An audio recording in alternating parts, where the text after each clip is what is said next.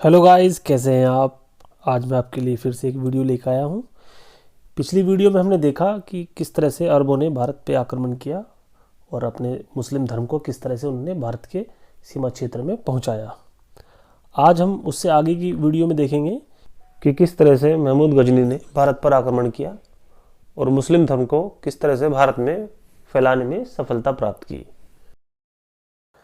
जैसा कि मैंने पिछली वीडियो में बताया था कि अरब आक्रमणकारियों से प्रेरणा लेकर बाद के शासकों ने भी भारत पर आक्रमण किए। उसी क्रम में एक वंश था गजनी, जिसने भारत पर निरंतर आक्रमण किए। उस वंश को यामिनी वंश भी कहा जाता था। आज हम उसी के बारे में पढ़ेंगे।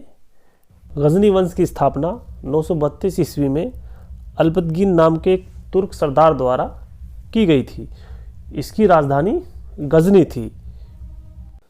सुबुक्तगीन, जो अल्पतगीन का दास तथा दामाद दोनों था, इसी वजह से अल्पतगीन की मृत्यु के बाद जब उसके पुत्र शासन अच्छे से नहीं कर सके तो यह खुद वहाँ गजनी का शासक बन गया। इसी ने भारत पर प्रथम तुर्क आक्रमण किया था और सुबुक्तगीन ने ही पंजाब के विरुद्ध अपना प्रथम युद्ध किया और उस समय वहाँ का राजा जयपाल था। वह युद्ध काफ़ी अच्छा लड़ा गया, ना ही तो कोई हारा ना ही कोई जीता था।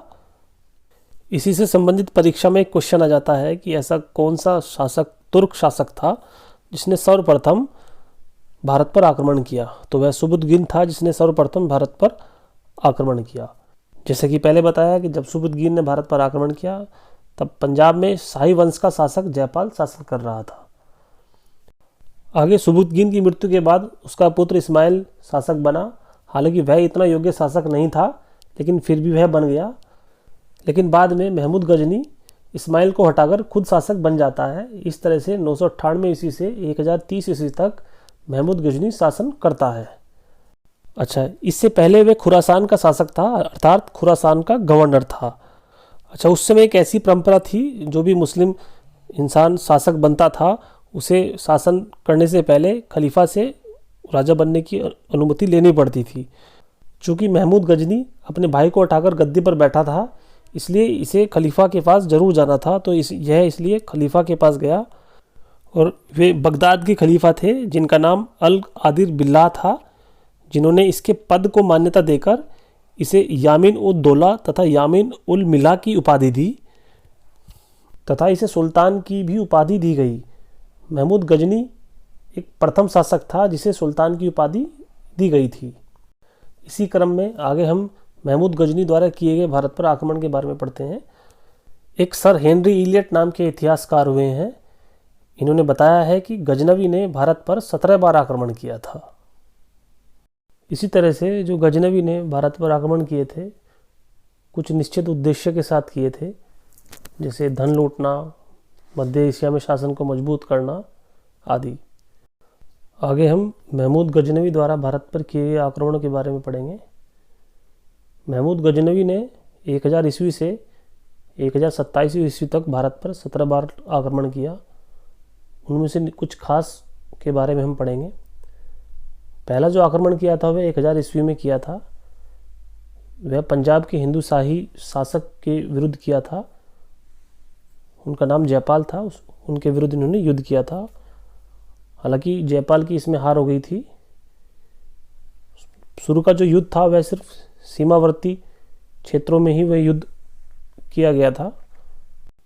भारत के अंदर तक गजनवी नहीं पहुंचा था। दूसरा युद्ध जो लड़ा था वह 1001 ईस्वी में किया था। वह भी जयपाल के विरुद्ध ही लड़ा गया था। इस युद्ध में भी जयपाल की हार हो गई थी। ग्लानिवश जयपाल ने सुसाइड कर लिया था। जो छठा युद्ध था वह 1008 ईस्वी में लड़ा गया था। वह भी हिंदू शाही राजा आनंदपाल के विरुद्ध लड़ा गया था। यह आनंदपाल जयपाल का पुत्र था और इसी युद्ध के बाद से महमूद गजनवी का जो आक्रमण करने का उद्देश्य था वह बदल गया था। इस युद्ध से वह मूर्ति भंजक बन गया था, अर्थात मूर्तियों का विनाश करने वाला। भारत में जो देवी देवताओं की मूर्तियां हुआ करती थी, उन्हें तोड़कर और उनके अपने साथ उनका सोना या पत्थर ले जाया करता था। उसके बाद 13वां युद्ध लड़ा गया था। वह चंदेलों के खिलाफ लड़ा गया था। 1019-20 ईस्वी में वह लड़ा गया। यह महमूद गजनवी का चंदेलों पर प्रथम आक्रमण था। उस समय चंदेल वंश का शासक विद्याधर था, जो अपने वंश का सर्वाधिक शक्तिशाली शासक था। यह अकेला ऐसा हिंदू शासक था जिसने मुसलमानों का सफलतापूर्वक विरोध किया था। उसके बाद 1025 ईस्वी में महमूद गजनवी ने सोमनाथ मंदिर पर आक्रमण किया।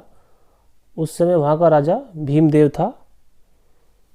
यह गजनी का सबसे चर्चित आक्रमण था और इस आक्रमण में महमूद गजनी को लगभग 20 लाख दिनार प्राप्त हुई। जब वह इस धन को लूटकर वापस ले जा रहा था तो उसने सोने को घोड़ों और ऊंट में लाद रखा था। तो रास्ते में उसे जाटों ने घेरा और जाटों ने उस पर युद्ध किया। तो इस युद्ध में जाटों ने कुछ सोना उसका छीन लिया लेकिन काफ़ी हद तक वह अपने सोने को बचा गया। लेकिन उसके बाद जब उसने 17वां युद्ध किया भारत पर 1027 ईस्वी में, तब उसने जाटों पर, जो उस समय जब 16 युद्ध के बाद संपत्ति लूट के ले जा रहा था सोमनाथ मंदिर को, जिन जाटों ने उसके ऊपर युद्ध किया था, तब उन जाटों से बदला लेने के लिए उसने दोबारा से उन पे युद्ध किया। यह महमूद गजनी का अंतिम युद्ध था। और उसके बाद 1030 ईस्वी में, यानी कि अपने आखिरी युद्ध के 3 वर्ष बाद उसकी मृत्यु हो गई। कहा जाता है कि यहाँ से बहुत ज़्यादा सोना ले जाने के बाद वह एक तरह से मेंटली डिस्टर्ब हो गया था। हालांकि उसने काम भी बहुत कराए उस पैसे से वहाँ पर, लेकिन मेंटली थोड़ा डिस्टर्ब हो गया था और उसके 3 साल बाद ही उसकी मृत्यु हो गई। आगे महमूद गजनवी के दरबार के इतिहासकारों के बारे में पढ़ेंगे। एक इतिहासकार हुए हैं उतबी। इन्होंने किताबुल यामिनी तथा तारीख यामिनी की रचना की है। और एक इतिहासकार हुए हैं अल-बरूनी। गजनवी के साथ 11वीं सदी में ये भारत आए।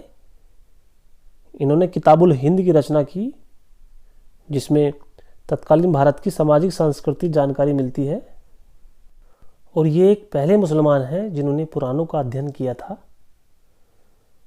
अल-बरूनी न केवल इतिहासकार थे, बल्कि खगोल विज्ञान, भूगोल, तर्कशास्त्र, औषधि विज्ञान, गणित तथा धर्म और धर्मशास्त्र में भी रुचि रखते थे।